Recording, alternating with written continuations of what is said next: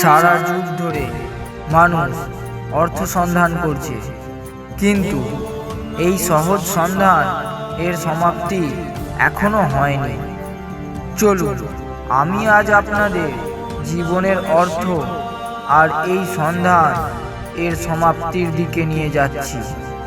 আপনি কি কখনো পর্বতের শিখরে উঠে নিজের নাম ধরে ডেকেছেন?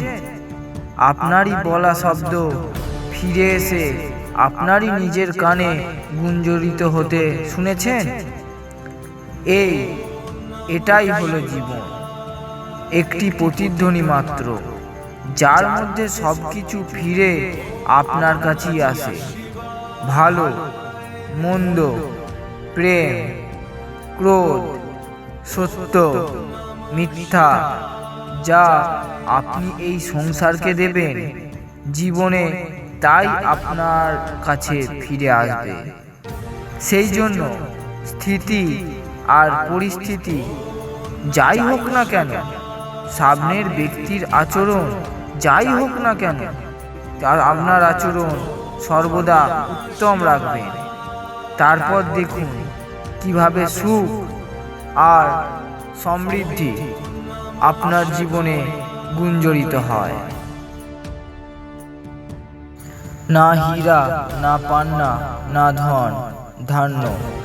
আপনি কি জানেন এই সংসারের সবথেকে মূল্যবান বস্তু কি? সন্তুষ্টি।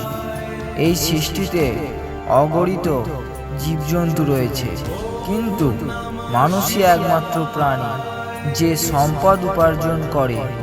ঈশ্বরের বানানো এই পৃথিবীতে কোনো প্রাণী ক্ষুধার্ত থাকে না, কিন্তু মানুষের পেটের খিদে কখনোই শান্ত হয় না।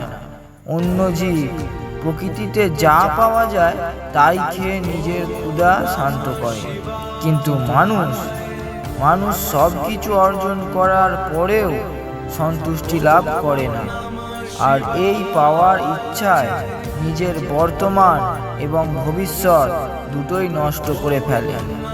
যেই দিন মানুষ সন্তুষ্টির বহুমূল্য জ্ঞান অর্জন করবে, সেই দিন তার সকল দুঃখ নিজেই শেষ হয়ে যাবে।